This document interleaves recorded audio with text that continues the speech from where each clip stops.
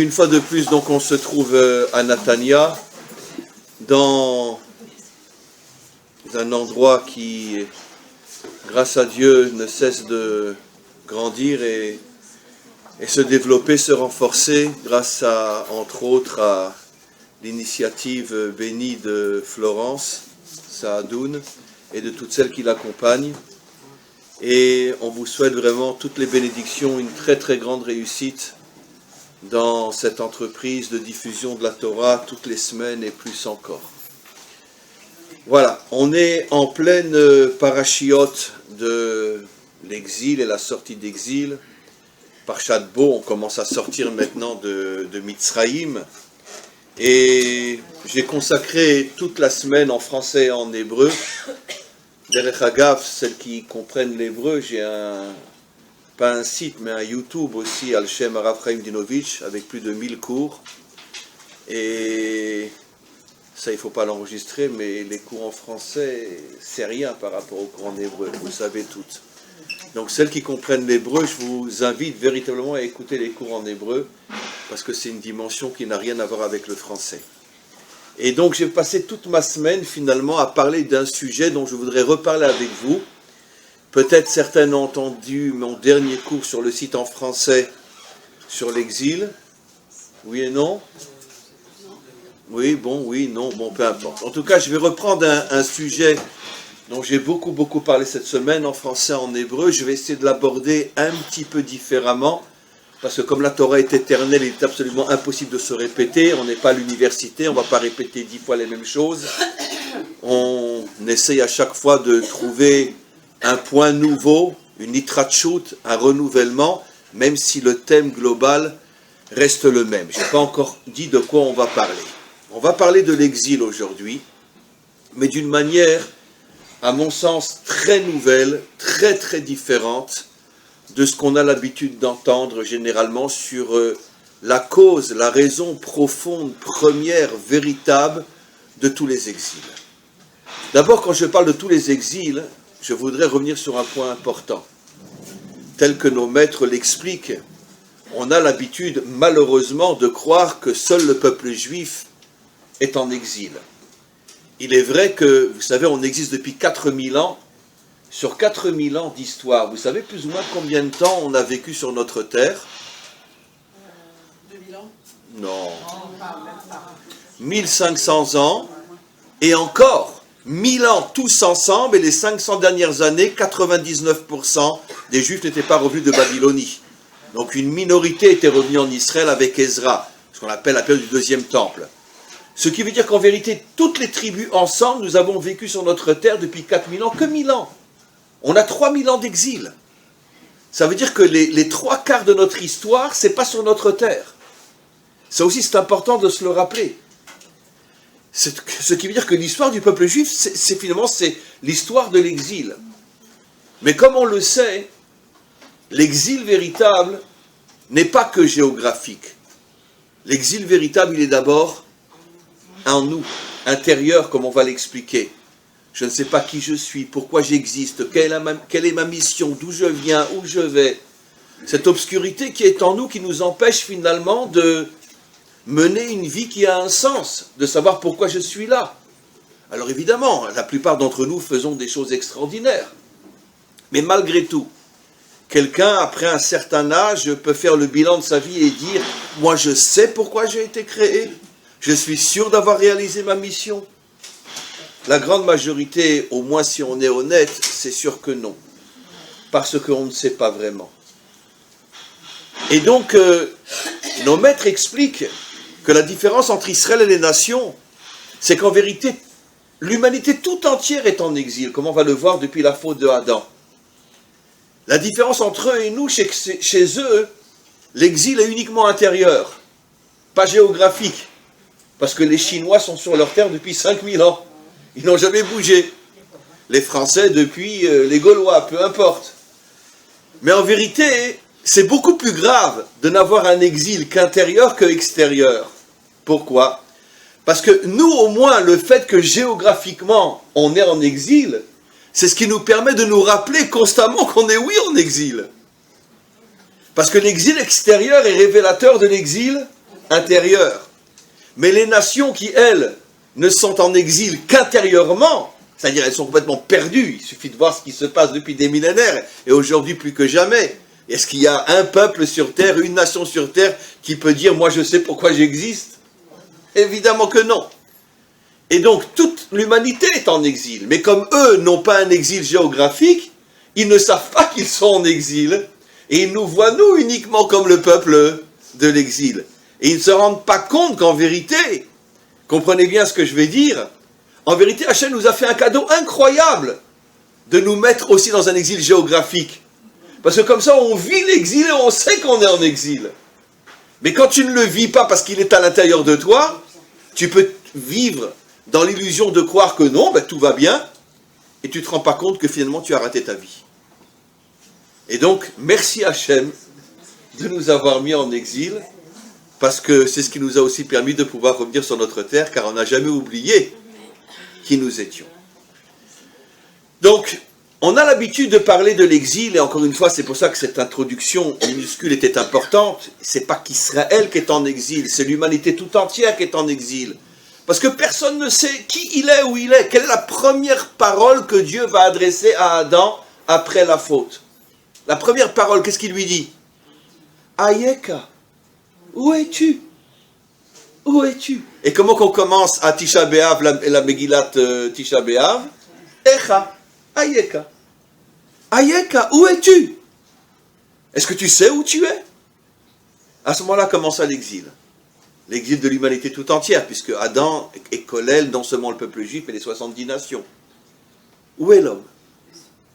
On a l'habitude d'expliquer l'exil, je vais revenir sur les définitions connues. Par exemple, le premier exil d'Israël, la première destruction du temple, à cause de l'idolâtrie, à cause de la débauche, à cause de la corruption, des meurtres. Le deuxième exil à cause de Sinatrinam, la haine gratuite, le Lachon Hara, etc. Il y en a qui vont un petit peu plus loin. On sait la faute des explorateurs, comme on le sait tous. Ça a été l'un des premiers déclenchements de ce qui va devenir plus tard l'exil.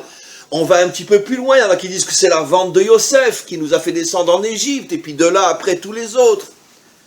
Mais en vérité, la vraie raison de l'exil, très peu en parlent, très peu la connaissent, et elle est d'une simplicité tellement inimaginable qu'on ne peut même pas imaginer que c'est ça la clé, non seulement pour comprendre l'exil, mais aussi pour arriver à la délivrance, et je vais expliquer. J'ai déjà expliqué de nombreuses fois, et ce sont des notions qu'on ne se lassera jamais de répéter, que l'un des signes de la délivrance finale, donc la sortie de l'exil, c'est Bayom Haoui Hashem Echad Ushmo Echad. C'est comme ça qu'on termine la tfila tous les matins dans Alenu Lesha Be'ach. C'est la fin de la tfila, parce que c'est la fin de nos demandes, et toutes nos demandes finalement, c'est demander à Hachem de faire le tikkun de l'humanité, de nous sortir de toute cette catastrophe dans laquelle l'histoire humaine se trouve depuis des millénaires, avec des hauts et des bas, et plutôt des bas que des hauts. Pareil sur la vie individuelle de chacun d'entre nous. Et donc on termine en disant, on pourrait dire, le symbole de la délivrance, c'est l'unité. On peut comprendre, sans rentrer dans les détails, ce n'est pas le sujet du cours, mais l'unité. Le respect entre les hommes, le respect entre les peuples, la compréhension, l'acceptation, la tolérance, l'unité. C'est quoi l'unité? J'explique toujours, et vous le savez toutes, ce n'est pas la peine d'expliquer des choses si simples, surtout à nos âges, la différence fondamentale entre l'unité et l'uniformité. On ne parle pas d'uniformité, on ne sera jamais tous pareils, jamais. Heureusement qu'on ne sera jamais tous pareils. Il y aura toujours des différences à l'intérieur du peuple juif, entre les nations elles-mêmes, entre les nations et nous.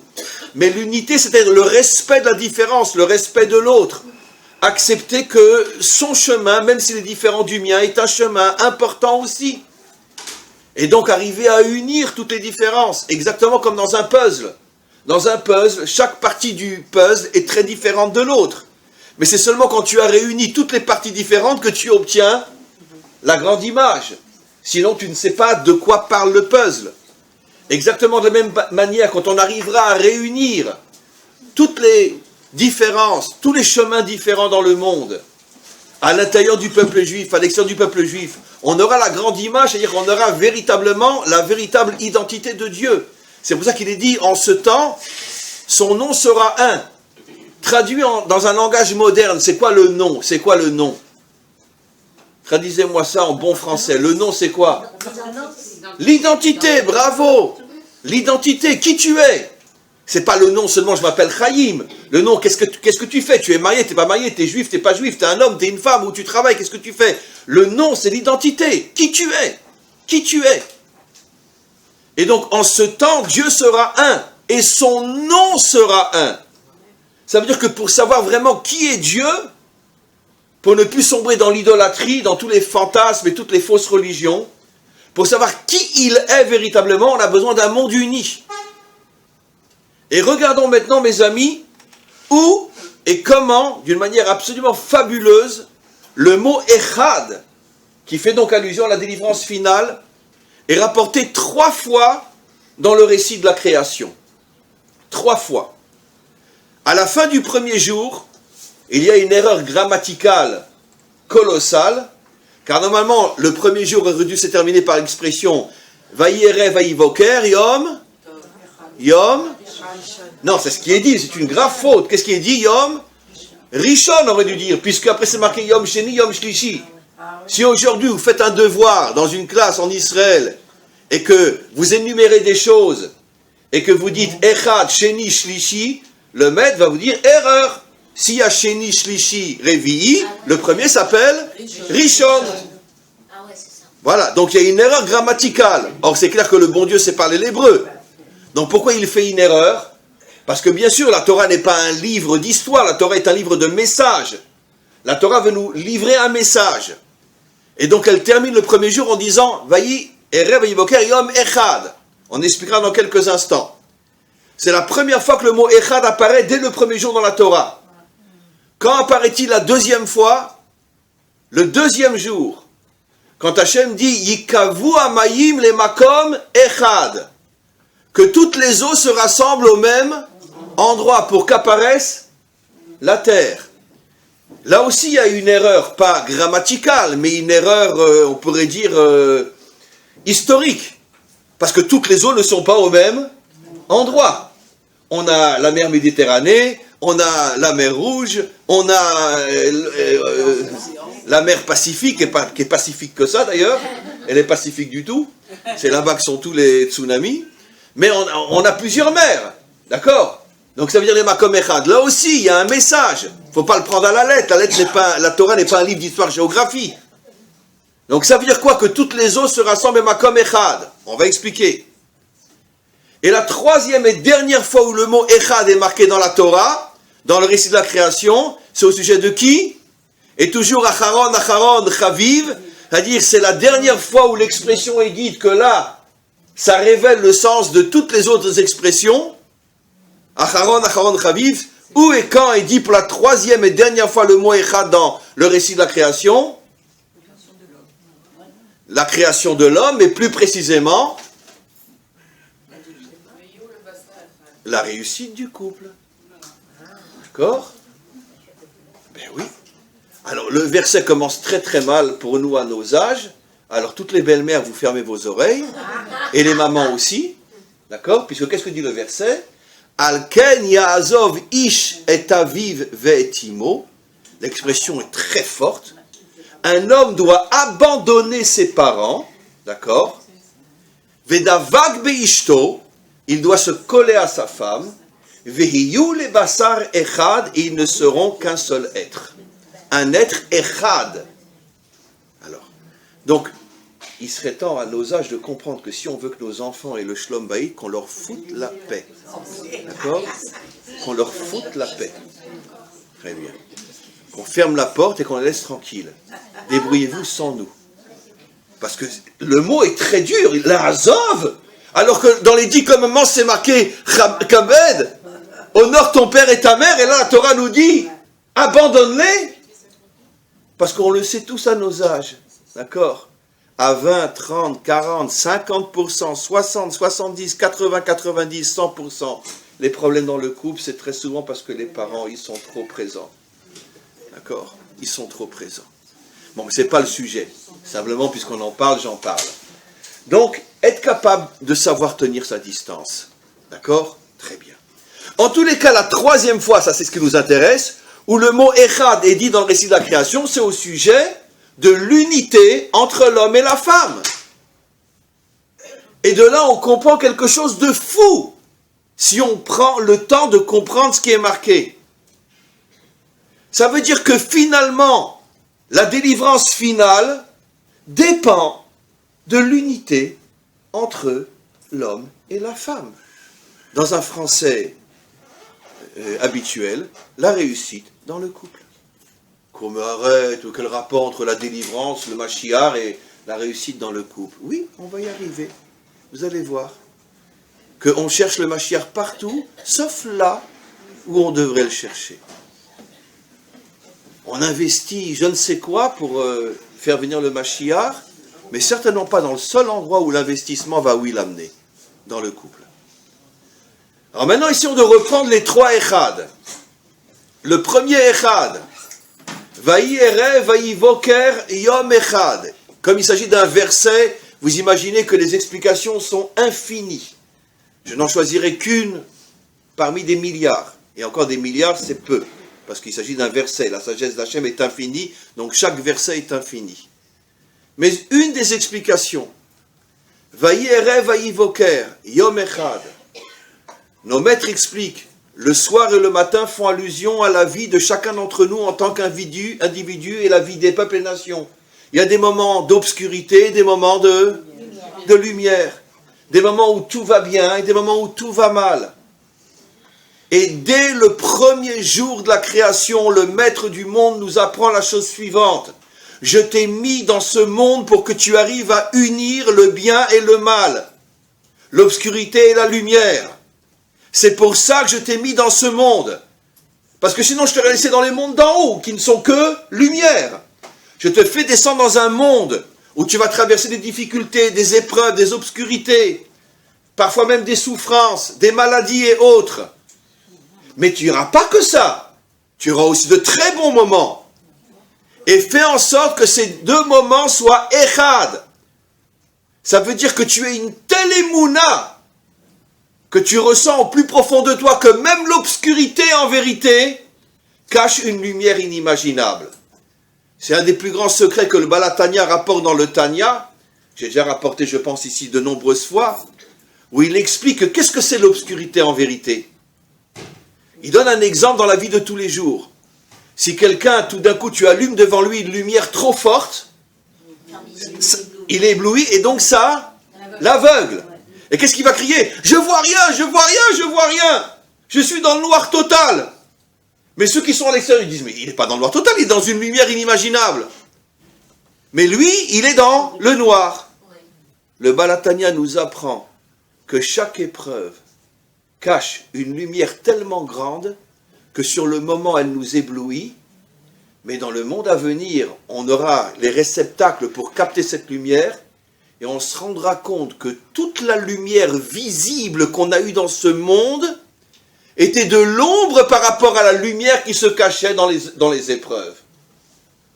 Tellement cette lumière était énorme. Alors aujourd'hui, on ne peut pas la voir, cette lumière. Mais la Torah nous demande Echad. Echad, et au moins la émouna de savoir que Hachem ne t'envoie pas stam des crasses. Il ne s'amuse pas à te briser stam. Il te donne un cadeau inimaginable, qui est une lumière que pour l'instant tu ne peux pas capter avec tes sens.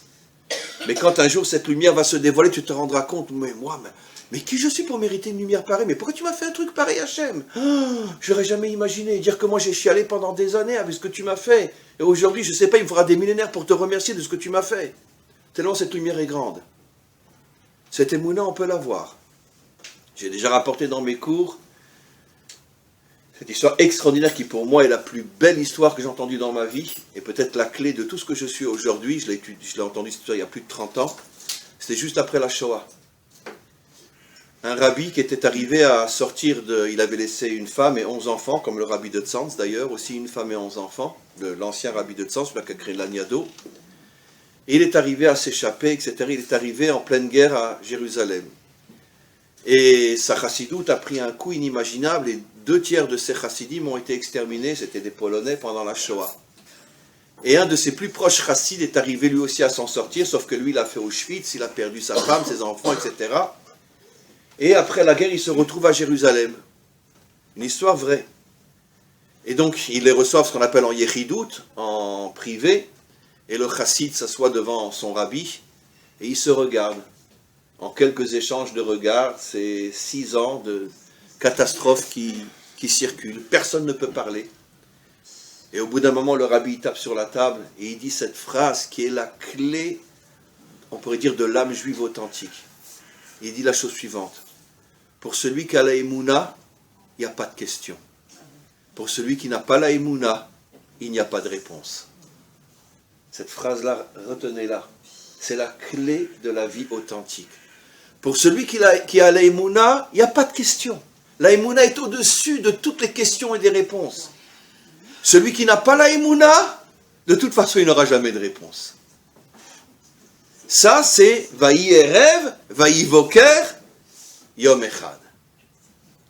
Maintenant, comment on arrive à Vaï Erev, Vaï Boker, Yom Echad? Comment j'y arrive? Arrive le deuxième Echad.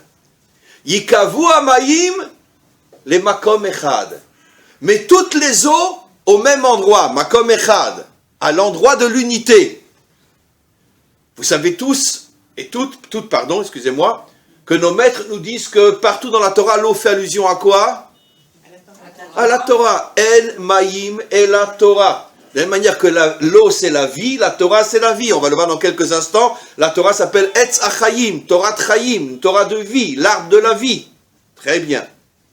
Et donc, que toutes les eaux de la Torah se rassemblent, les Makom Echad, à l'endroit de l'unité.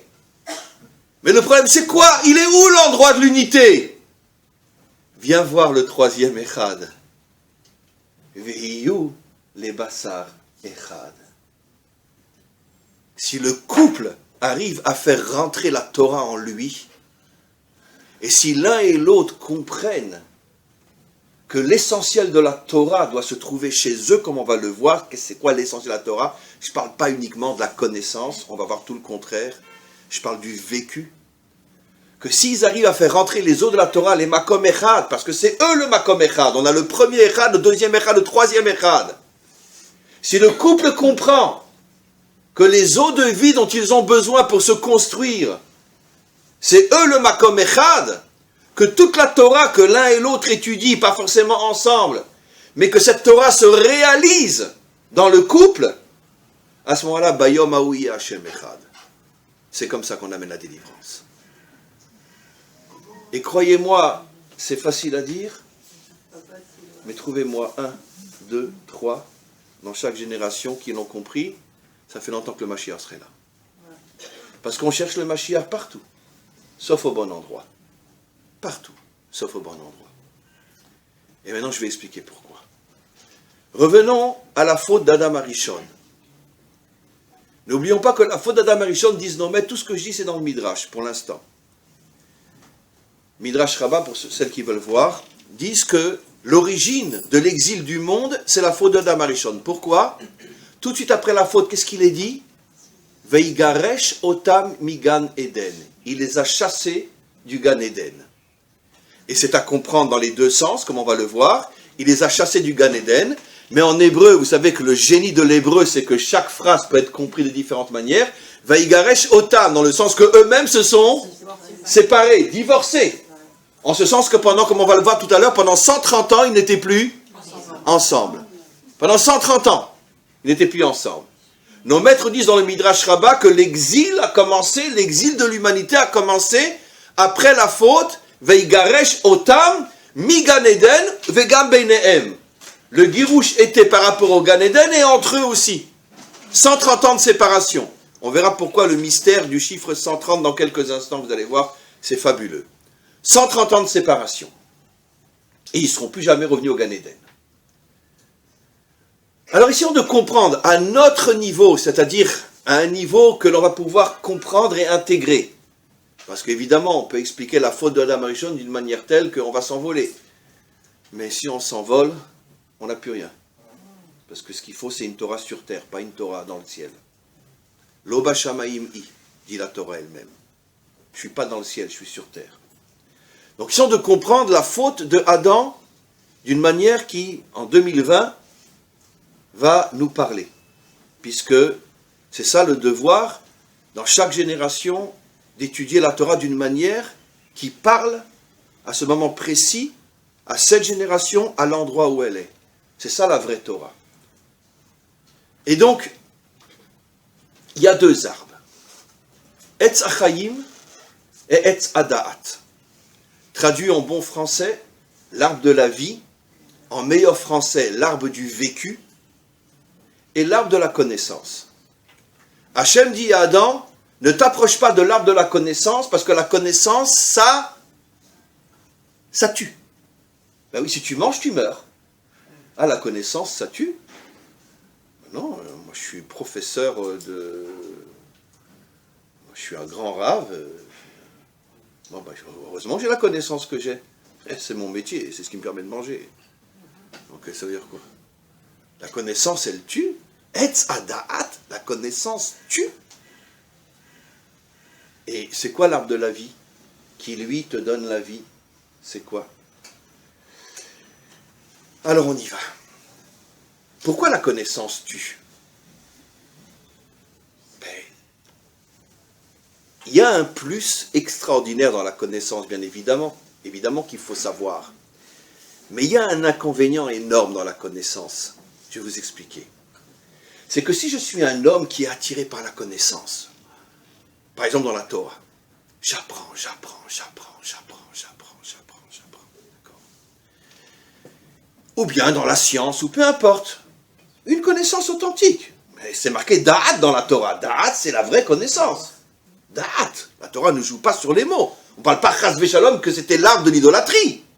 Etz Da'at. Pourquoi ça tue? Je suis quelqu'un qui apprend. Et c'est vrai que c'est la qualité en même temps, le défaut des Juifs. D'accord, parce que là, c'est... D'accord, la tête. Vous connaissez la chanson de Pagani, L'Étoile d'Or? Il faut écouter L'Étoile d'Or. Vous connaissez pas la chanson L'Étoile d'Or? Bon, je sais pas, dès que le cours est fini, vous allez dans YouTube, L'Étoile d'Or de Pagani. C'est une chanson de folie. De folie. Un génie, un prophète cet homme-là. Un génie. Et justement, il explique dans cette chanson que le juif, comme on l'a privé de sa terre, alors il cultive sa tête. Et donc il est devenu un cultivateur de l'intelligence.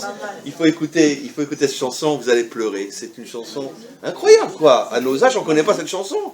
Mais c'est l'hymne du judaïsme authentique, cette chanson. L'Étoile d'Or. Une chanson extraordinaire. Et donc... et c'est vrai que le juif, ne serait-ce que parce qu'il a été privé de sa terre pendant des millénaires, et d'activités, on pourrait dire, très terrestres, et disons la vérité. Et qu'est-ce qui nous a permis de survivre l'exil pendant des millénaires? L'étude de la Torah, c'est évident. Sans la Torah, on aurait disparu comme tout le monde.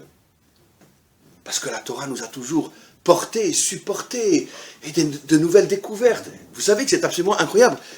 Pas pratiquement. 100% de tous les livres de la Torah orale ont été écrits en exil. Le Talmud, même le Zohar, c'était en Israël, mais à l'époque de l'exil romain. Le Shulchan Aruch, les Rishonim, les Acharonim, la Kabbalah du Ari Akadosh, même s'il était à Tzfat, mais c'était en période d'exil. Toute la Torah d'Israël a été écrite en exil. Qu'est-ce qu'on comprend de là? Que sans le cerveau qui travaille, on n'aurait jamais tenu. C'est la Torah qui nous a sauvés. Parce que ça nous permettait de nous élever au-dessus de toutes les saletés de ce monde dans lequel nous étions. Mais malgré tout, il y a un risque énorme dans le fait de vivre uniquement au niveau de la connaissance. Bon, ne riez pas de ce que je vais dire. Hein. C'est une blague à dessous. Mais vous imaginez quelqu'un, je veux dire... un rave, un Talmid Chacham, il est en train d'étudier toute la journée, comme ça, ou pendant 3-4 heures, il a étudié le Zohar, la Kabbalah, machin, etc. Puis après, il rentre chez lui. Bon, mais il est rentré un petit peu en retard. Et alors sa femme lui dit, oh là là, mais alors, une demi-heure en retard, bon, tiens, tu prends les poubelles, verse-les, descends-les. Et après, tu reviens, il y a la vaisselle qui t'attend. lui, il vient de... Et tout d'un coup, maintenant, c'est la vaisselle et les poubelles. Alors, c'est pas comme ça chez moi, ne vous inquiétez pas. Chez moi, c'est pas comme ça. Bon, Hachem, grâce à Dieu. Chez moi, c'est pas comme ça. Mais je prends, malheureusement, un exemple très connu. Très bien. Ok? Donc, je veux dire, oh là là là là là là. C'est dur, hein? D'accord. Ou bien un autre exemple. Je suis quelqu'un qui a, bon Hachem, le mérite, la possibilité de pouvoir étudier jusqu'à 10 heures tous les matins. D'accord? Et puis je pars à mon travail, je suis à Tzmaï, j'ai mon petit bureau, je peux commencer à 11 heures parce que je travaille avec la France, ils ont une heure de décalage, ou je travaille avec un autre pays qui a 3 heures de décalage. Donc je peux arriver à 11 heures, chez eux c'est 8 heures quand ils commencent. Bon, c'est vrai que pendant 3 heures, je me suis envolé. Mais quand j'arrive après dans mon bureau,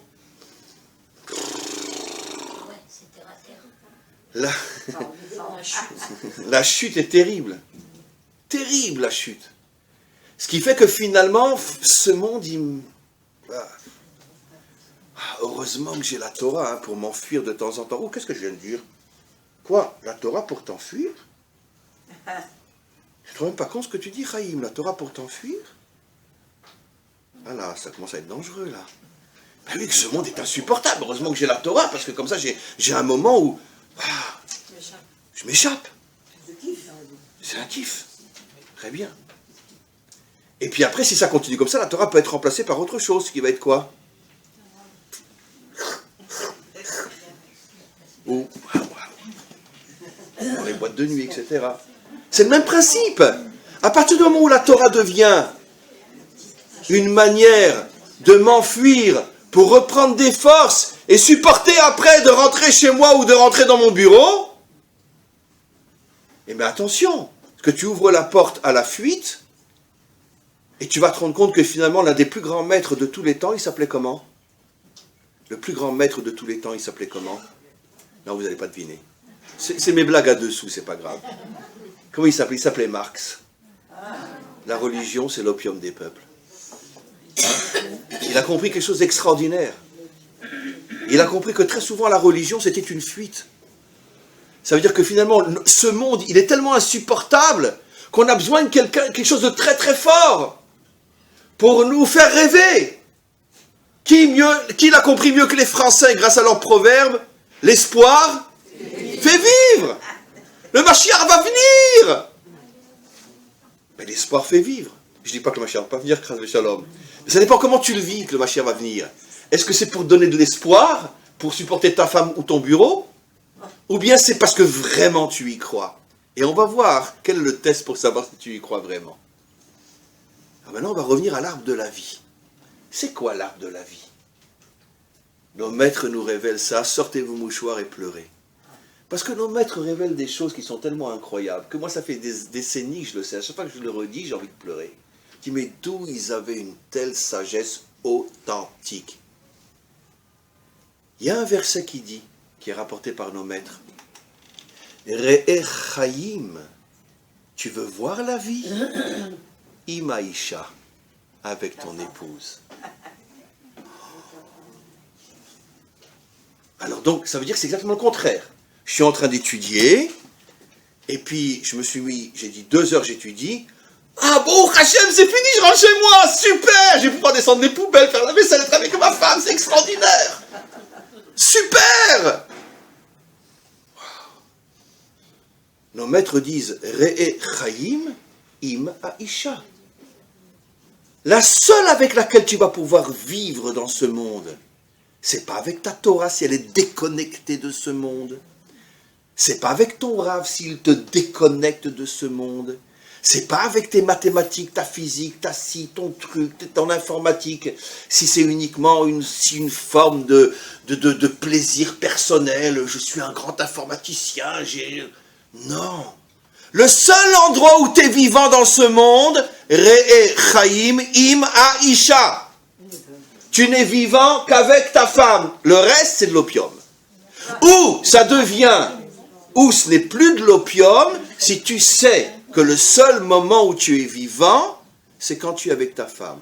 C'est-à-dire que c'est là-bas que tu prends les forces pour être après un bon ingénieur, un bon rave, un bon médecin, un bon avocat, mais où tu prends tes forces avec ta femme.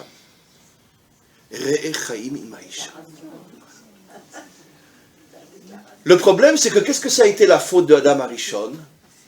Hachem lui dit, ne mange pas de l'arbre de la connaissance, n'en fais pas ta nourriture principale, la connaissance. Tu vas en crever. Et c'est quoi la mort? C'est facile à comprendre, c'est la séparation entre l'âme et le corps. Ça veut dire quoi? Que l'âme ne supporte plus le corps. Tu vas mourir, ça veut dire quoi tu vas mourir? Pas mourir physique. C'est-à-dire que tu vas toujours vouloir t'échapper et rester en haut. D'accord? Et puis tu vas te créer un emploi du temps de folie. Tu pars le matin au travail à 7 heures, d'accord? Parce que tu vas à la tfila, etc. Après tu étudies un petit peu. Après tu vas au travail. Et puis à 8 heures, tu rentres pas chez toi. Pourquoi? Parce que tu dois aller à un cours de Torah. Jusqu'à 10h, 10h30, 11h. Quand tu rentres chez toi, Baruch Hashem, ta femme elle dort. Et comme ça, oh, j'ai une vie extraordinaire. Shlom Bayit, fabuleux. On s'engueule jamais, ma femme et moi, on se voit pas. Fabuleux. Fabuleux. Comprenez? Nos maîtres disent non. Rechaim imaisha. Alors encore une fois, je reviens d'une manière très simple, mais mes explications d'une simplicité incroyable sont la vérité vraie. Adam, il a fait le choix de, malheureusement, de tous. Ça veut dire, allez, le culte du savoir, le culte de la fuite, le culte de l'opium, le culte de la vie en haut, parce que la vie en bas, elle nous use. J'en ai marre. Et je vais aller un peu plus loin après. C'est ça. Et Hachem lui dit, non, mange de l'arbre de la vie. La seule qui te donnera la vie, c'est dans ta vie de couple. C'est là-bas que tu auras la vie. Alors, Adam, je me permets de vous dire ce qu'il a dit, c'est pas très gentil. Il a dit au bon Dieu, arrête de te ficher de moi, attends, je rentre chez moi, c'est ça la vie? Arrête, en quoi c'est la vie? Je veux dire, à la rigueur, la première semaine, le premier mois, on était jeunes, 20 ans, 25 ans, on s'aimait à la folie. D'accord, je veux dire, mais ouais, ça fait 30 ans qu'on est mariés, je veux dire. Notre hymne préféré, c'est devenu la chanson de Léo Ferré. Vous la connaissez, la chanson de Léo Ferré? Avec le temps, va, tout s'en va. Ah oui, je veux dire, les premiers 15 jours, le premier mois, je veux bien, mais attends... 20 ans, 30 ans, 40 ans. Comment voulez-vous que... C'est pas possible. C'est pas possible. 40 ans. C'est pas possible. Et pourtant, nos maîtres nous disent quelque chose d'absolument incroyable. Si on veut trouver le bon Dieu, où on va le chercher? Si on veut trouver la Shrina, où on va la chercher? Dans la chambre. Eh bien, Ish ve'isha zochin, Shrina beinehem. Ah non, moi je vais chercher la Shrina à la yeshiva. Ah, moi je vais la chercher chez mon rabbi. Moi je vais sur la tombe de Rashbi. Et ne prenez pas mal ce que je dis. Chas v'shalom, je ne dis pas qu'il n'y a pas de Shrina là-bas. Mais c'est pas ce que nos maîtres nous disent. Parce que nos maîtres sont des maîtres authentiques, ils ne jouent pas la comédie. Ish ve'isha zochin, Shrina beinehem, nekuda, tu veux trouver le bon Dieu? Arrange-toi pour que ton couple soit un couple extraordinaire. Et là, tu auras le bon Dieu. Ish ve'isha zochim shrina beinehem. Nos maîtres disent pas va sur la tombe de Rabbi Akiva. Ils disent pas va sur la tombe de Rashbi. J'ai pas dit qu'il faut pas y aller, qu'à Dieu ne plaise. Moi, j'y vais souvent. Mais c'est pas là-bas que je vais chercher la shrina. Ish ve'isha zochim shrina beinehem. Le bon Dieu ne se dévoile que dans un couple réussi. Nekuda. Mais alors comment qu'on fait? Après 30 ans, comment c'est possible? Comment c'est possible? L'usure, le temps, comment on fait? Eh bien, on va revenir sur un des mystères les plus extraordinaires que nous enseigne le Zohar. Vous savez que le premier jour, Dieu a créé la lumière. Mais le problème, c'est que cette lumière, c'était bien sûr pas la lumière des astres, puisque les astres, d'après le récit biblique, ont été créés le 4e jour. C'est de quelle lumière s'agit-il? Le fameux Or Haganouz, c'est une lumière spirituelle inimaginable que Dieu a cachée après, et on l'appelle le Or Haganouz. Et il l'a cachée où cette lumière, vous savez? Et c'est une lumière qui s'appelle dans le Zohar ou dans la Kabbalah Or En Sof, c'est-à-dire en français, une lumière sans fin. Ça veut dire qu'elle est constamment en perpétuel renouvellement. Mais il l'a cachée. Alors, il y a différentes réponses à Hebron, etc. Mais dans la Torah aussi, mais ça dépend quelle Torah. La Torah, Re'echaim Imaisha. Très bien. Mais on va aller un petit peu plus loin. Je ne réponds pas à la question pour l'instant. On va continuer. Est-ce que vous savez pourquoi l'homme s'appelle Adam? C'est marqué dans la Torah. Parce que il vient de Adama. Très bien. Comment? Très bien. Excellente question. Et donc, on a tous compris quand même à nos âges qu'on ne va pas prendre la Torah à la lettre comme ça. Ça veut dire quoi? Franchement, il y a quelqu'un d'entre nous qui imagine que Hachem, il a rassemblé du sable et il a fait un petit pot et il a...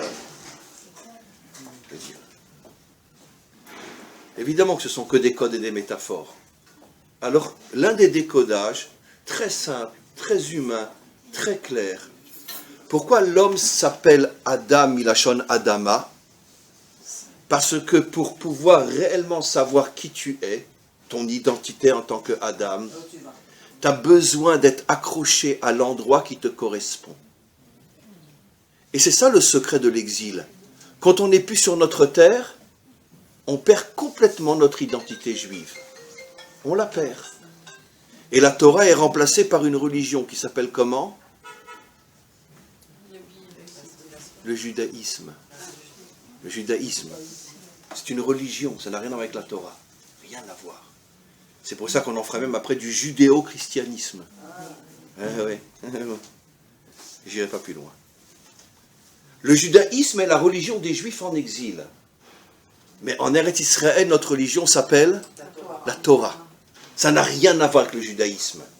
Judaïsme, christianisme, islamisme, socialisme, communisme. Ça, c'est les religions de l'exil. La Torah, ça n'a rien à voir avec ça. Et je vais expliquer. Donc, je reviens à ce que je dis. Pourquoi l'homme s'appelle Adam, Milachon Adama? Pour te faire comprendre la chose suivante. Et c'est Kepchuto. Si tu ne vis pas à l'endroit qui te correspond, tu ne seras jamais un Ben Adam. Quel est l'endroit qui correspond au peuple juif? Israël. Et à l'intérieur d'Israël, chaque âme se trouve là où Hachem sait que la connexion qu'il aura avec cet endroit lui permet de devenir un Adam. Natania, Herzliya, Ranana, Ashdod, Jérusalem, Tel Aviv. Chacun, Hachem le met dans l'endroit qui correspond à sa connexion. Ce qui veut dire qu'il faut faire très attention quand on est en Israël et qu'on décide de changer d'endroit. Le seul endroit sur lequel nos maîtres nous disent qu'on peut changer, il n'y a pas de risque parce que c'est un endroit qui est kollel tous les shvatim, c'est Jérusalem. Mais en dehors de Jérusalem, c'est par exemple, je vis à Natania et je décide de partir à Ranana. Attention, tu risques de tomber en exil. Parce que peut-être que ton endroit c'est Natania. C'est peut-être là ta connexion. La preuve c'est que c'est là que tu vis. Donc on n'est pas en France où tiens, allez, on va partir à Marseille. Non. Comment? Vous avez dit que Jérusalem correspond à Natim avec toutes les tribus ou avec tous les... Avec tous les tribus. Ce qui veut dire que nos maîtres nous disent qu'on peut quitter n'importe quel endroit de la terre d'Israël pour monter à Jérusalem. Mais, comme toute chose que nos maîtres disent au niveau de l'écrit, il faut après la Torah chez Béalpé pour bien expliquer. Les choses ne sont pas si... c'est pas parole d'évangile. Excusez-moi de le dire comme ça, mais je le fais exprès. La Torah, c'est pas l'évangile. Ça veut dire, il a dit. C'est pas comme ça que ça fonctionne chez nous. C'est dit, mais il y a des milliards de nuances qu'il faut voir, comprendre. C'est ce qu'on appelle la Torah chez Béalpé, la compréhension plus profonde dans les détails. Mais disons que de partout en Israël à Jérusalem, en tout cas le texte écrit dans le Talmud n'y voit pas d'objection, mais d'un autre endroit à l'intérieur d'Israël, fais très attention. Parce que si tu es de la tribu qui correspond à cet endroit-là, et que tu vas vivre dans un autre endroit, tu vas te détruire, tu vas perdre ton identité. Comment ? Si tu te sens bien dans un endroit, c'est que c'est là que... Alors, c'est une très bonne réponse, mais je vais vous en donner une autre. Dans le cadre du cours, on va en voir une autre. Donc, pourquoi c'est très important que l'homme s'appelle Adam ? Parce que si tu vis dans un endroit qui ne te correspond pas, pour nous juifs, c'est donc en Eretz Israël, je parle de manière globale, si tu ne vis pas en Eretz Israël, tu ne seras jamais un Ben Adam. Je précise, à l'exception des périodes dans notre histoire où nous ne pouvions pas venir vivre en Israël, c'était trop dangereux, impossible, etc. Et là, on était dans un cas de honnête, dans un cas de force majeure. Dans un cas de force majeure, nos maîtres nous disent que la Shrina nous accompagne en exil. Mais dès que nous sommes dans une situation où nous n'avons plus de véritable raison de dire « je reste en dehors de ma terre », parce que les raisons peuvent être uniquement des raisons financières ou je ne sais quoi, qui ne peuvent en aucun cas être de vraies raisons, quoi, l'argent est plus important que ton identité en tant que juif. Donc dans ce cas-là, ça fait maintenant pratiquement un siècle que la Shrina a quitté le monde et est revenue s'installer en Israël, et surtout ces 70 dernières années où il n'y a plus aucun obstacle à venir s'installer en Israël, ce qui veut dire que tout juif qui vit en dehors de sa terre aujourd'hui ne peut en aucun cas être un juif authentique. Et ça n'a rien à voir avec sa pratique des mitzvot, ça n'a rien à voir avec la pratique des mitzvot. Je parle de l'identité réelle, de savoir qu'est-ce que c'est un vrai juif. C'est seulement en Eretz Israël. Maintenant, le problème est, mes amis, c'est que il y a quelqu'un d'autre qui s'appelle la terre en hébreu. Parce que le texte écrit révèle que la terre Adama s'appelle la terre, mais nos maîtres, les meilleurs de tous, les vrais, ils nous révèlent qu'il y a quelqu'un d'autre qui s'appelle la terre de l'homme. La terre de l'homme. Non, c'est la même racine. La terre de l'homme, quelqu'un d'autre qui s'appelle la terre d'un homme. Oui, c'est ma terre. La racine, les parents. Eh bien, mon épouse. C'est dans le Talmud des dizaines de fois. Comment s'appelle l'épouse d'un homme ?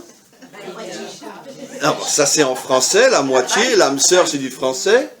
Karka olam, ma terre éternelle. Karka c'est en araméen. Nos maîtres parlaient l'araméen. Karka olam, ma terre éternelle. Attends, mais non, ils écouteront aussi. Et alors, je comprends pas. Et après, on va revenir sur le Horaganouz. Ne vous inquiétez pas. Je comprends pas. Quoi ? Ma femme, c'est ma terre ? Ça fonctionne aussi un petit peu comme une terre, c'est vrai. Hein ? Pourquoi ? Parce que... De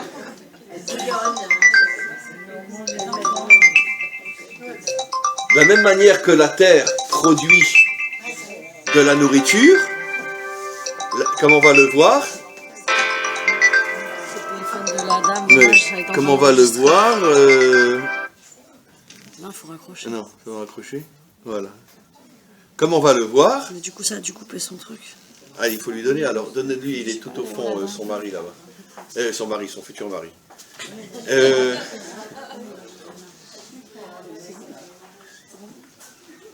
La femme, elle aussi, produit toute la nourriture de l'homme.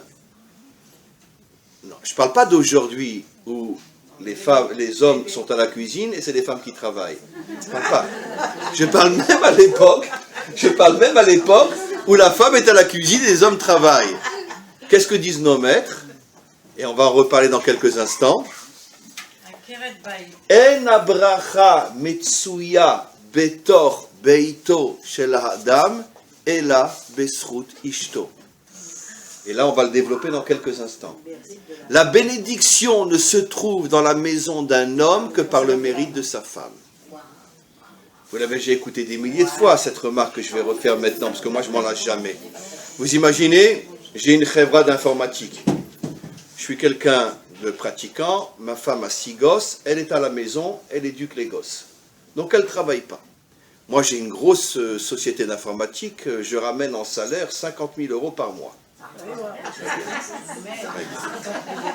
Attends, c'est moi qui bosse, hein, hey. Très bien. Non, je parle pas de moi, elle vaille. 50 000 euros par mois, très bien. Qu'est-ce que je dois faire à la fin du mois si je suis un homme qui pas seulement étudie la Torah, mais la vie? Vous avez 10% déjà. D'accord. Bon, à part ça, très bien. Non, 50 000 euros, vous donnez 20%. 50 000 euros par mois, vous donnez 20% de tzedaka, pas 10. Donc c'est déjà pas mal. Mais après avoir donné les 20%, d'accord, vous mettez le reste dans une enveloppe, vous l'amenez à la maison, vous la donnez à votre femme, vous dites, ma chérie, tu as vraiment bien travaillé ce mois-là. Est-ce que je pourrais avoir un peu d'argent de poche? Mais oui, c'est la vérité vraie. Mais c'est ce que dit Srazal. En abracha metsuya betor beito shel adam. Et la besrout ishto, trouvez-moi un barbu qui le fait. Oui, mais en principe, on dit que la femme, c'est le mari qui lui donne cet argent. D'accord, mais la bracha, la réussite, la force de la réussite vient de la femme. En abracha metsuya, la bénédiction, c'est-à-dire la force cachée qui m'a permis de faire ces 50 000 euros. Ça vient de ma femme. Et je rajouterai quelque chose dans quelques instants. Dans quelques instants, je rajoute quelque chose de très important. Ça vient d'elle. Donc si ça vient d'elle, je dois être reconnaissant. C'est à toi, donne-moi de l'argent de poche, si t'es sage. Attends, c'est moi qui bosse toute la journée, si t'es sage. C'est comme ça. Comment? On va en parler dans quelques instants. Et là, il faudra bien attacher les ceintures parce que beaucoup vont tomber. Non, pas ici, mais d'une manière générale dans le monde. On continue. Donc, c'est la raison pour laquelle nos maîtres appellent l'épouse Karka Olam, pour dire de la même manière que la terre donne la vie, l'épouse te donne la vie aussi. C'est pour ça qu'elle s'appelle Etz Achayim, l'arbre de la vie. C'est pour ça que nos maîtres disent Re'e Chayim Imaisha. Il n'y a que elle qui peut te donner la vraie vie. Pas seulement la vie matérielle, la vie spirituelle aussi. Puisqu'on a vu que toutes les eaux doivent se rassembler à l'endroit qui s'appelle Echad. Et là, je reviens là-dessus. J'étudie la Torah. Et maintenant, je vais expliquer l'histoire du Raganouz. J'étudie la Torah. Je suis un Talmid Chacham. Très bien. Mais pourquoi quand je rentre chez moi, pas moi encore une fois, mais je parle bien général, pourquoi quand je rentre chez moi, j'ai l'impression que je m'ennuie? Parce qu'il y a de l'usure, 20 ans, 30 ans, 40 ans. Pourquoi? Parce que tu étudies la Torah, mais tu ne la vis pas. Tu manges de l'arbre de la connaissance, tu ne manges pas de l'arbre de la vie. Tu ne la vis pas, la Torah. Et ça veut dire quoi, vivre la Torah? Je vais expliquer. Eh bien, nos maîtres nous apprennent dans le Zohar, le Hari Akadosh, etc. Vous savez où c'est qu'Hachem a caché cette lumière infinie? Dans un endroit où personne ne pourrait imaginer qu'elle se trouve. Dans la matière et dans la femme. Dans la matière et dans la femme, puisque la matière et la femme c'est la même chose, puisque la matière c'est Adama, et la femme s'appelle aussi Karka Olam. Cette lumière cachée qui, si on la dévoile, va permettre un renouvellement constant du couple à l'infini. Il n'y a plus d'usure, il n'y a plus de lassitude, il n'y a plus de « oh, allez, on se connaît, qu'est-ce qu'on peut encore se dire ?» D'accord, vous connaissez cette blague, je raconte tout le temps dans mes cours. Elle est encore une blague. On a encore un peu de temps, donc c'est bon. Encore une bonne blague. C'est deux bonhommes, 70 ans, ils étaient à l'école ensemble, en primaire. Et alors, il y en a un qui habite dans la ville, et puis tout d'un coup, il voit dans un magasin, il dit « mais je le connais celui-là, mais je le connais, ça fait 60 ans qu'on ne s'est pas vu, mais je le connais. » Il va dire « dis-moi, t'es pas Patrick, toi ?» Patrick dit « oui, mais moi, tu te rappelles pas, je m'appelle François. On était en primaire ensemble, mais qu'est-ce que tu fais là ?» Tous les deux sont mariés depuis plus de 50 ans. Très bien. Alors il dit, ah, viens manger à la maison, tu es avec ta femme? Oui, viens, je t'invite à la maison. Très bien. Alors, bon, il arrive dans la maison, là, ils ont préparé un bon repas, etc. Et puis l'invité, Patrick, il va pendant toute la soirée, l'autre il dit à sa femme, ma chérie, mon ange, ma colombe, ma raison de vivre, mon tout, ma lumière, Ah oui, il y a 50 ans de mariage, et comment tu fais? Alors, à la fin du repas, il se met dans un coin, il dit, mais comment tu fais pour l'appeler comme ça? Il dit, tais-toi, idiot, je me rappelle même plus comment elle s'appelle. Donc, c'est vrai qu'il a mon ange, ma colombe, il ne se rappelle même plus de son nom. Donc, c'est une belle blague. Très bien. Donc, il a remplacé son nom qu'il ne connaissait plus par ma colombe, ma vie, etc. Très bien. Ok. Donc, Bekitsour, on revient à ce qu'on explique. Nos maîtres nous expliquent que, pourquoi ça s'appelle Oraganouz, la lumière cachée. Mais quand on cache quelque chose, on le met forcément dans un endroit où personne n'imaginerait qu'il s'y trouve. Quelqu'un peut imaginer qu'il y a plus de lumière dans la matière que dans les mondes supérieurs? Au point qu'un jour, les maîtres de la Chassidoute disent, c'est surtout dans les Mahamarim de Chassidoute Chabad, ils disent que les Atid Lavo, Aneshama Titparnes Minagouf. Cette phrase-là revient des milliers de fois dans les Mahamarim de Chassidoute.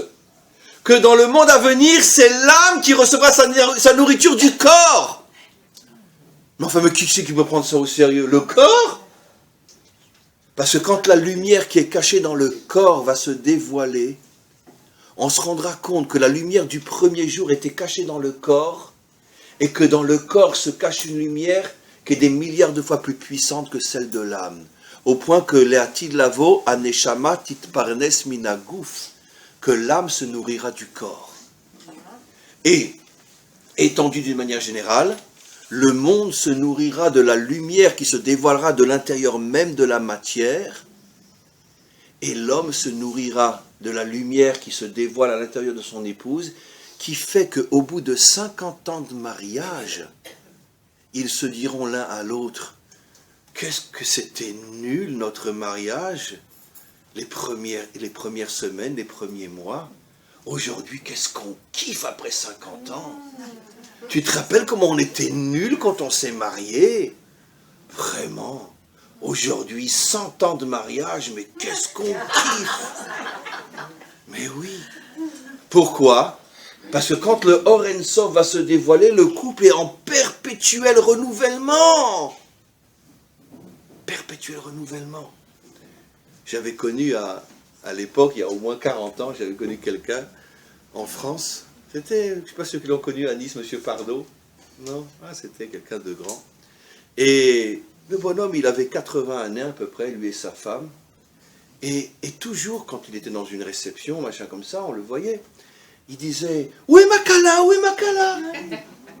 Alors nous, au début, on croyait qu'il plaisantait.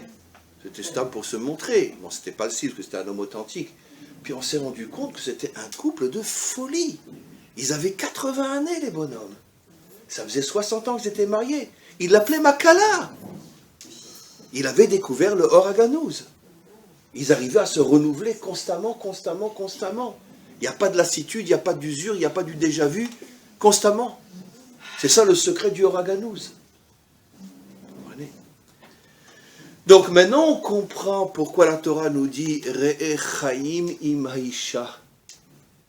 Parce qu'en vérité j'ai caché en elle une lumière que si tu arrives à la dévoiler, cette lumière, bien sûr ensemble, vous allez atteindre un tel niveau que tu comprendras que tout ce que tu fais autour, c'est de l'ombre par rapport à la lumière que tu as chez toi à la maison. Vous savez, à part, excusez-moi, mais à nos âges on peut le dire, vous savez quel est le seul autre unique endroit dans le monde que nos maîtres appellent le Kodesh HaKodashim, le Saint des Saints? La chambre à coucher. Mais comment ils osent? Mais arrêtez de vous foutre de nous, mais c'est pas possible. Mais comment ils osent? Marquecher. Ben oui, qu'anirait qu'on comprend rien à notre Torah. La chambre à coucher, le Saint des Saints, Kodesh HaKodashim. Mais comment c'est possible? Qu'en irait que nos maîtres avaient une vision du couple qu'il nous faudra peut-être quelques milliards d'années pour y arriver. Oui. Vous vous rendez compte de ces enseignements? Alors maintenant, regardez. En vérité, qu'est-ce qu'on a expliqué? que l'exil a commencé à partir du moment où le couple a refusé de se construire. Et là, nos maîtres le disent d'une manière très claire. Et je le répète, j'ai encore combien de temps après? Une petite demi-heure? D'accord, une petite demi-heure, ça va, c'est pas trop long? Très bien, comme une petite demi-heure.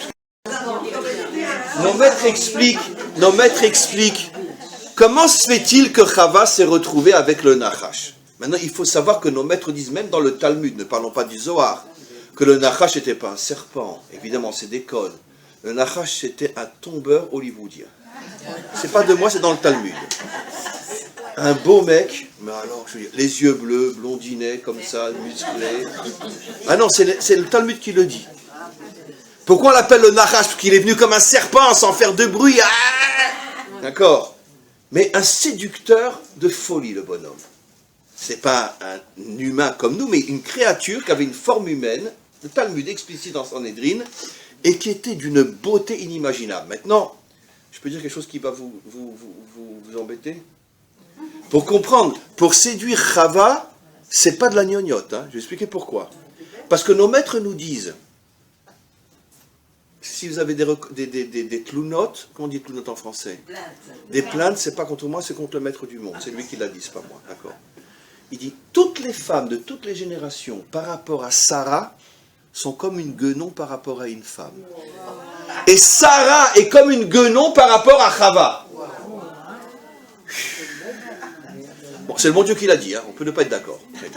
Mais quoi qu'il en soit, vous imaginez la beauté de Chava. Donc vous imaginez le Kohar séducteur du Nachash. C'était pas n'importe qui. Et puisqu'elle est tombée, elle est tombée, en vérité. Nos maîtres posent la question, mais où était Adam? Où il est? Voilà. Nos maîtres nous disent où il était. Non, arrêtez de vous ficher de nous, il dormait. Ça veut dire quoi? Nos maîtres ici nous révèlent une chose absolument incroyable. D'accord? C'était la première fois que lui et elle s'unissaient. D'accord? Et lui, il s'est uni avec elle comme un homme standard s'unit avec une femme. Je prends, je mange et je m'endors. Ça veut dire que c'est que pour le plaisir, quoi. Tout le monde sait que la femme cherche tout l'opposé de ce que l'homme cherche dans l'union. Elle cherche l'amour, la considération. Elle cherche l'attention. Parce qu'elle n'est pas physiquement comme l'homme, qui lui est beaucoup plus sur le côté physique, le plaisir. Mais la femme, elle a besoin de l'intériorité, de sentir que tu es avec moi. Alors comme c'était la première fois qu'ils s'unissaient, quand ils sont endormis tout de suite après, elle s'est levée, blessée. Elle a dit, mais c'est quoi ce bonhomme? C'est quoi ce truc-là? Attends, il me prend, comme il épluche une orange, il mange, il jette. Ça veut dire quoi? Je suis son épouse.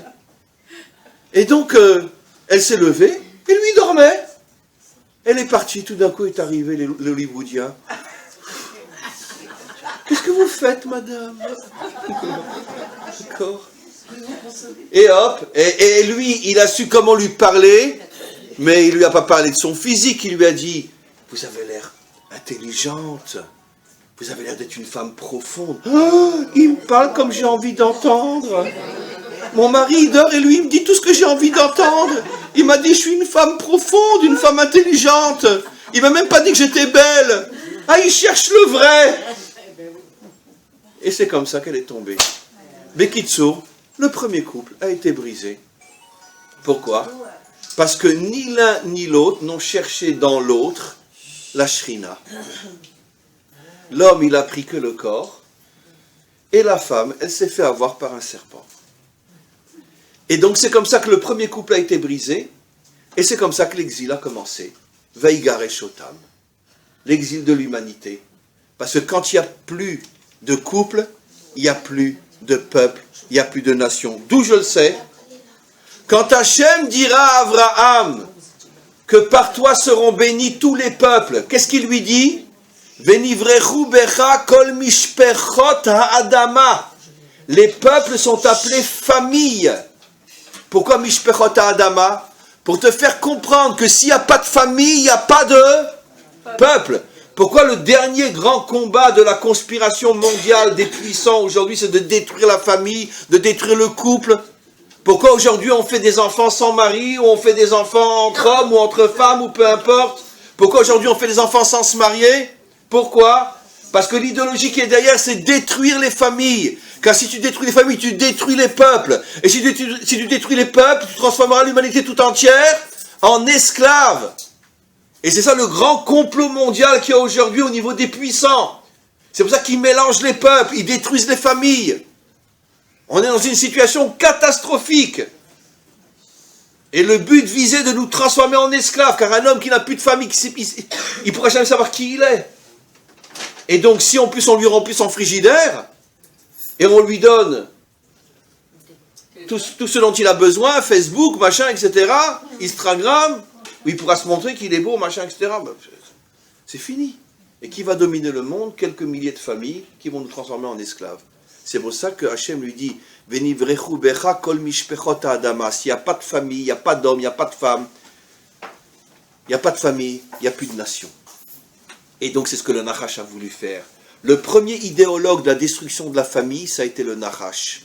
Mais bien sûr, c'est ça la faute de Adam, qui revient aujourd'hui selon le principe sauf Maaseh, mais Marshava Trila. Ce qui a commencé au début de l'histoire avec le serpent est en train de se réaliser sous nos yeux aujourd'hui. Aujourd'hui, on vit la faute du serpent comme jamais dans notre histoire. La destruction de la famille. Et la destruction de la famille, c'est la destruction de la nation. La destruction de la nation, c'est la destruction du monde. Et c'est ça le sens de l'exil. Maintenant, vous allez comprendre. Chose extraordinaire. Adam et Ève, d'après notre tradition, se sont séparés pendant 130 ans. 130, on va expliquer, c'est merveilleux. Combien de temps on a été vraiment en exil en Égypte, qui est le symbole de tous les exils d'Israël comme on le sait? Non. Combien de temps jusqu'à la sortie? Mais je n'ai pas terminé la phrase. Combien de temps jusqu'au commencement du processus de délivrance? 209. Quand le processus de délivrance a commencé? Quand? Un an avant la sortie. Quand Moshe est né. Et bien sûr. Et jusqu'à ce qu'il soit suffisamment mûr pour délivrer, 80. Tu enlèves 80 à 210, comment tu trouves? 130. Waouh! L'exil en Égypte, le vrai, avant que ne commence le processus de délivrance, 130 ans. Comme le temps de séparation entre Adam et Ève. Oh, mais alors là, vraiment, on voit qu'il y a une relation incroyable entre la destruction du couple et l'exil. Une petite parenthèse qui n'a rien à voir avec le cours. 80 années de processus de préparation à la délivrance finale. Mais tout est encore caché. De là, on comprend qu'on vit exactement la même chose.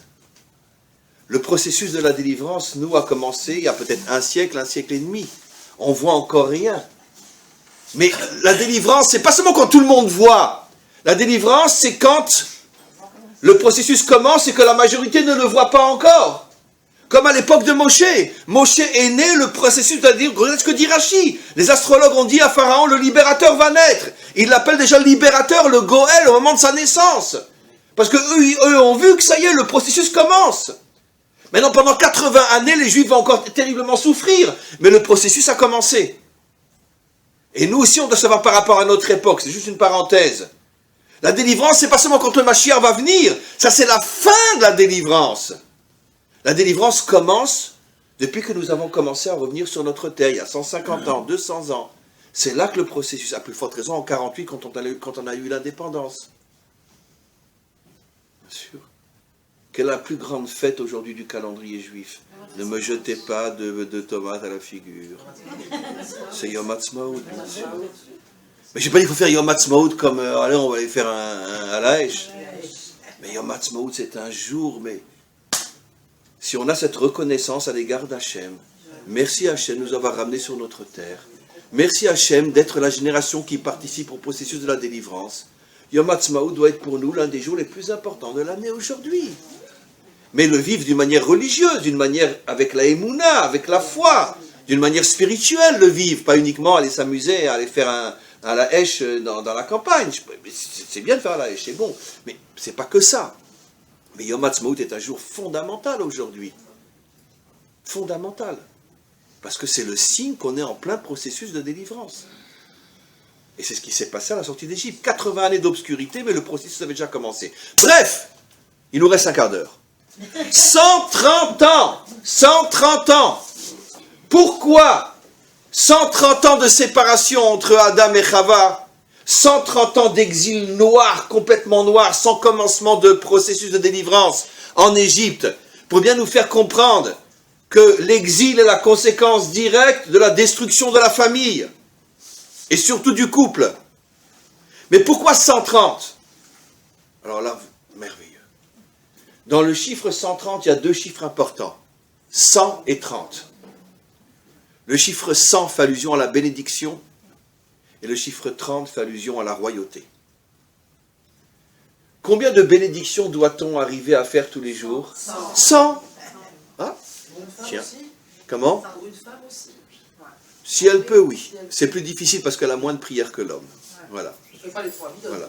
Mais je vous dirais de la même manière que la femme n'a pas besoin de se circoncire, parce que nos maîtres disent dans le Talmud qu'elle naît circoncis, c'est-à-dire elle naît avec ce tikkun en elle sans qu'elle ait besoin de passer par un acte technique.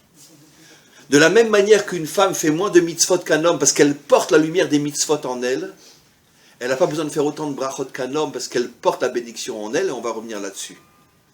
La femme a un avantage sur l'homme inimaginable. Et la plus grande preuve de ce que je dis, c'est quoi? D'accord? Moshe Rabbeinu, par erreur, fait un enfant à une non-juive. L'enfant, il est juif? Non. Très bien. Une femme juive, mais même au ras des pâquerettes, qui se fait malheureusement, Hachem Yishmor, violée par un cosaque. L'enfant, il est juif, oui ou non? Alors, qu'est-ce qu'on voit de là?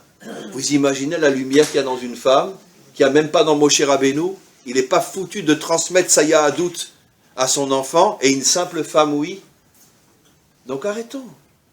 Arrêtons. Et je terminerai justement sur cette notion-là. Quoi qu'il en soit, 130, 130, 100 et 30. Alors, on fait Mea Brachot Kol Yom. Alors, je pourrais expliquer pourquoi Mea, mais ce n'est pas le sujet, c'est de la Kabbalah, tout ça, ce n'est pas le sujet. Mais quoi qu'il en soit, le chiffre 100 fait allusion à la bénédiction. Comme par hasard, qu'est-ce que j'ai dit tout à l'heure? En abracha metsuya betor beito shel adam ela besrut ishto. La bracha par le mérite de la femme. C'est pour ça que la femme n'a pas besoin de faire les 100 brachot, puisqu'elle est elle-même le makor, la source de la bénédiction. Elle est elle-même la bénédiction. Elle est la source de la bénédiction. Donc le chiffre 100 fait allusion à la femme. Le chiffre Lamed fait allusion à la royauté, plus à l'homme, mais selon la définition des maîtres d'Israël, bien sûr pas le roi Henri IV ou Louis XVI, etc. Malheureusement, dès qu'on traduit en français, on abîme la Torah. Mais qu'est-ce que c'est Malchut? Qu'est-ce que c'est Meler? Je l'ai déjà dit des dizaines de fois dans mes cours, je vais le redire, vous allez tout de suite vous rappeler. La définition d'un roi d'après nos maîtres. Meler poretz geder la sotlo derer. La définition unique dans le Talmud de qu'est-ce que c'est un roi. Le roi, c'est pas uniquement celui qui est assis sur un trône, puisque Rabbi Shimon Bar Yochai dit Kol bnei Israël bnei melachim em.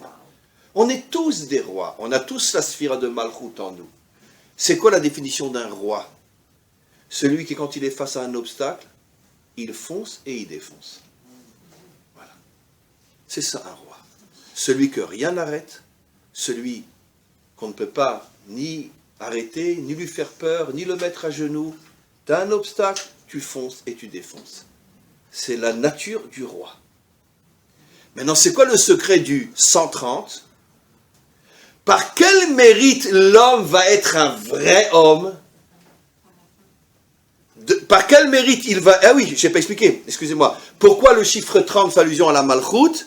Parce que nos maîtres disent dans Pirkei Avot, a Malchut niknet beshloshim ma'alot.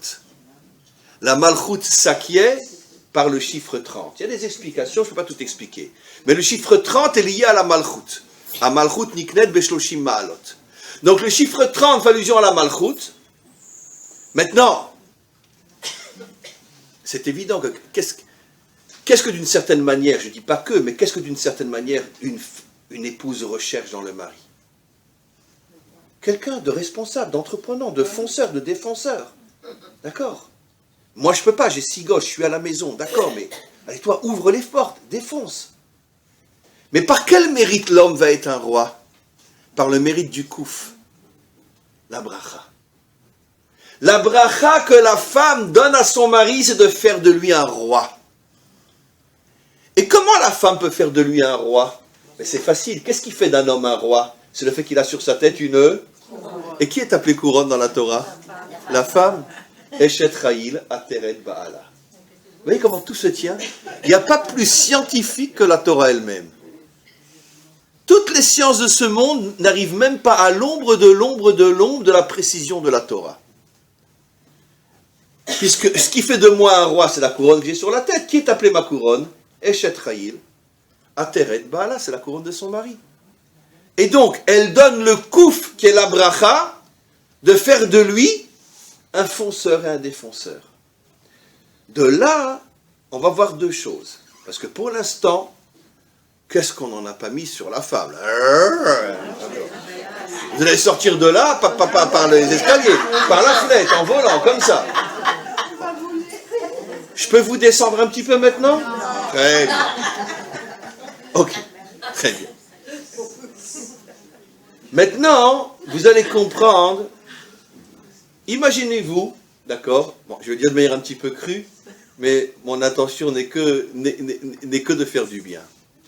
Imaginez-vous quelqu'un, il a un bon travail, etc., il est marié avec une jeune femme, etc., bon, on était, elle a le dos nu, etc., bon, bah, elle est comme tout le monde, quoi. Je n'ai pas dit qu'elle est dévergondée, aujourd'hui c'est la norme, très bien. Et puis, tout d'un coup, il reçoit un SMS à 8h du matin, son patron lui demande un rendez-vous d'urgence. Ah, pourquoi? Qu'est-ce qu'il y a? Il est devant son patron et il lui dit, écoutez, je suis désolé, j'ai rien à vous reprocher, mais on est en train de faire une réduction de personnel. Bon, ben, vous êtes viré. Vous aurez un mois de compensation, mais vous êtes viré. Le type, il se retrouve avec, je sais pas, 15 000 shekels par mois, 20 000 shekels par mois, il se retrouve du jour au lendemain sans rien. Et puis en Israël, je veux dire, le chômage, il dure quelques mois seulement. Puis il va retrouver du travail après. C'est pas facile. Il rentre chez lui avec une tête d'enterrement, d'accord? Puis sa femme, elle s'apprête à sortir, faire un petit peu de shopping, etc. Je veux dire, bon, tu cherches les habits parce que tu les vois pas trop. Mais... Et il dit, alors, qu'est-ce que t'as? Il dit, ah ben, je te remercie de m'avoir foutu à la porte, hein. J'ai plus de travail à cause de toi. Qu'est-ce que je t'ai fait, moi? Attends, moi je travaille pas, moi je m'occupe des gosses à la maison, je veux dire... D'accord, ben oui, ben, tu m'as foutu à la porte, j'ai plus de travail à cause de toi. Attends, mais arrête! Et là, commence le problème du shlombaïk, là, l'avocat, là. Je vais t'expliquer. Moi, j'ai rien dit. Je vais t'expliquer. Nos maîtres disent deux choses. La première qui va te faire plaisir, En abracha metsuya betor beito shladam ela besrut ishto. Ça va bien. Mais ils disent aussi, En abracha metsuya ela bema shesamui min ha'ayin. La bracha ne se trouve que lorsque le canal est caché des yeux. Et quand tu sors dans la rue et que tu as 100 mecs qui te regardent, tu comprends? Tu amènes 100 paires de yeux sur toi et tu me fous à la bracha. Ben oui. Tu comprends? Ben oui. Donc en vérité, la bracha, je l'avais grâce à toi. Mais quand le maître du monde a vu que tu sors à moitié nu, ben il a dit, ben fini la bracha. Donc mon patron ne fait que dire à haute voix ce que toi tu m'as fait. Si j'ai pas de travail, c'est à cause de toi. Mes amis, le problème de la tsniout chez nous n'a rien à voir avec c'est à moi, regardez pas. On n'est pas des musulmans. Ça n'a rien à voir avec ça. Rien à voir avec ça. Au contraire, la Torah n'interdit absolument pas à la femme de cacher sa beauté. Absolument pas. Nos maîtres nous disent que Sarah était la plus belle femme du monde. Même Pharaon l'a voulu. Chava, on vient de le dire. Etc. David Ameller. Tous les grands d'Israël étaient mariés à de belles femmes. Abigail et d'autres. Et donc, la Torah n'interdit pas à la femme de cacher sa beauté. Ce qu'elle interdit à la femme, c'est de provoquer le regard des autres. La provocation. Ça n'a rien à voir. Si je suis bien habillé et que je suis hyper belle et que les hommes me regardent, ça je ne suis pas responsable. Je n'ai pas besoin de mettre un voile pour cacher ma beauté ou cacher mes formes. Je n'ai pas besoin. Je suis bien habillé. Si eux me regardent, c'est leur problème. Mais si moi j'attire leur regard, je fais en sorte qu'ils me regardent, et je sais comment m'habiller pour qu'ils me regardent, là, tu casses la bracha. C'est ça la différence. Et donc, En Abraham, donc la raison fondamentale pour laquelle la Torah nous demande la tzniout, c'est pas du tout qu'à Dieu ne plaise pour abîmer ou voiler ou cacher la beauté de la femme. La vraie raison, c'est pour augmenter la bénédiction du couple et de la famille. Parce que tout homme qui travaille normalement et qui fait des efforts sincères, sérieux, pour réussir, s'il ne réussit pas et qu'il a une femme qui n'est pas tsanoua, qui n'est pas pudique, a pratiquement 100% de chance, c'est la faute de sa femme. Et ça, les femmes doivent le savoir. La tsniout n'est pas un problème de je dois cacher ma beauté, mais je dois aider mon mari à réussir dans la vie. Et si je ne me couvre pas, que je ne sois pas étonné si mon mari a des difficultés sur le plan matériel. Oui. Je n'arrive pas à comprendre le lien, je connais cette tradition, je n'arrive pas à comprendre le lien entre le flux de bénédiction, qui se traduit notamment par la parnassa du couple et de la famille, et qui passe par la question du regard de l'autre. Est-ce que c'est la question de l'autre? Le Einara, le mauvais œil, mais bien sûr. Okay. Bien sûr, je pensais que c'était évident, mais vous faites bien de poser la question. Le mauvais œil. Rien n'est plus destructif sur terre que le mauvais œil. Et donc, la femme représente le couple à l'extérieur? Oui, parce que on ne regarde pas un homme qui est dans la rue, on regarde, enfin ça dépend où, mais... À la santé, Quoi. ça pourrait être une atteinte à la santé, ça pourrait être Bané Chayo Mezoumane, ça aurait pu être une atteinte sur... Non, c'est effectivement, quand je dis Parnassa, non, vous avez 100% raison de tout ce que vous avez dit. Quand je dis Parnassa, c'est collèle aussi la santé et tout, c'est ce qu'on va voir maintenant dans la deuxième partie. Le mot Parnassa, qu'on traduit en hébreu moderne par le salaire, en hébreu talmudique et biblique, et collèle toute la vie en général. Ça veut dire aussi la santé et tout. Toute la vie en général. C'est le Ainara. Ouais. Le Einara. Vous savez que nos maîtres vont jusqu'à dire, et ça je pense qu'il y a peut-être un ou deux dans toute notre génération qui l'accomplit, qui disent qu'un homme doit toujours vivre, s'il a les possibilités d'acheter quelque chose, admettons à 1000, il doit toujours descendre d'un tiers. Et ça le protège du Einara. C'est-à-dire que si je peux acheter une voiture, admettons à 200 000 shekels, j'achète une voiture à 130 000 shekels. Mais attends, mais j'ai les moyens, j'ai pas de problème d'acheter une voiture de 100 000 shekels. Non, achète une voiture à 130 000 shekels. Voilà. Et le fait que tu diminues d'un tiers ta possibilité te crée comme une sorte de barrière spirituelle contre le Einara. Parce qu'ils vont dire il pourrait se payer un truc à 200 000 €, il se paye que ça. Voilà, exactement. Et ça va attirer le contraire du Einara. Oh, regardez comme il est humble. Tout le monde sait qu'il aurait pu sans problème acheter une voiture de gamme au-dessus, et il se contente d'une voiture beaucoup plus standard. Au contraire, il va s'attirer des louanges, et le contraire du Einara. Donc, si tu as une possibilité d'acheter une villa à 5 millions, achète une villa à 3,5 millions. Ah, mais attends, mais c'est nul par rapport à 5 millions. Oui, mais le problème, c'est que si tu achètes une villa à 5 millions et que tout le monde la voit, t'étonnes pas si dans quelques mois, tu vas à la Rabbanout pour divorcer de ta femme. Et c'est généralement le cas quand on a une villa de 5 millions. Enfin, j'exagère, mais presque. D'accord? Parce que ça attire un tel Einara que ça détruit tout. Il nous reste 2 minutes, et je termine. Donc on comprend qu'en vérité, le deuxième aspect, on a vu que le Lamed fait allusion au fait qu'un homme est fonceur et défonceur. Et là aussi, écoutez-moi bien, c'est très important. La femme a 2 critères pour savoir si elle joue véritablement son rôle d'épouse vertueuse dans le couple. Si son mari a une bonne parnassa, parce qu'elle-même est tsanoua, c'est évident qu'elle joue son rôle. Mais il y a aussi un autre critère. Est-ce que ton mari, c'est un entrepreneur? Est-ce que c'est un fonceur? Est-ce que c'est un défonceur?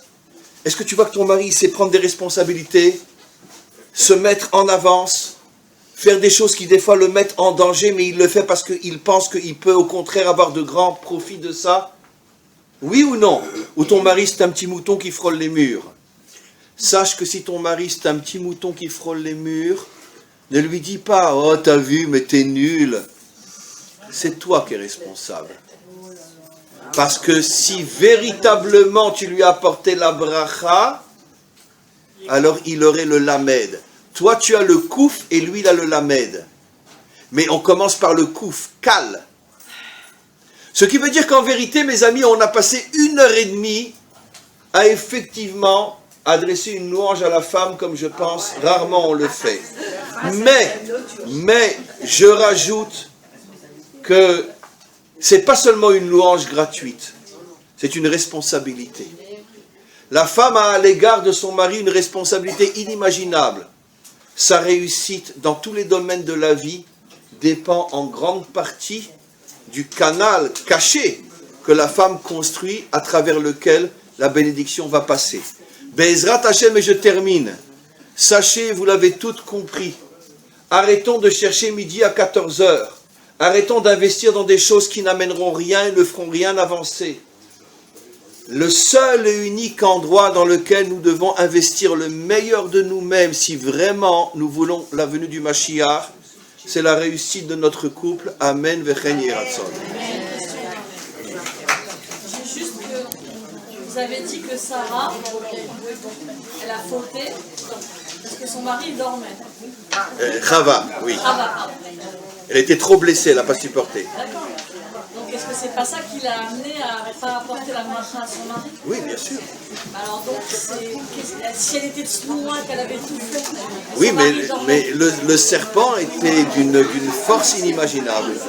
Quand une femme est brisée intérieurement, quand elle n'a pas ce qu'elle veut de son mari, je dis toujours, et c'est quelque chose qui est très connu, à nos âges on le sait tous, un homme, que Dieu préserve, trompe sa femme pour le plaisir. Une femme trompe son mari parce qu'elle a besoin d'amour et d'attention qu'elle n'a pas reçu de son mari. Jamais pour le plaisir. Et c'est ce qui s'est passé avec le serpent. Avec le serpent, elle a cru recevoir l'attention qu'elle n'avait pas de son mari. Et c'est pour ça qu'elle l'a trompé. Vous comprenez ? Mesdames, j'ai les places pour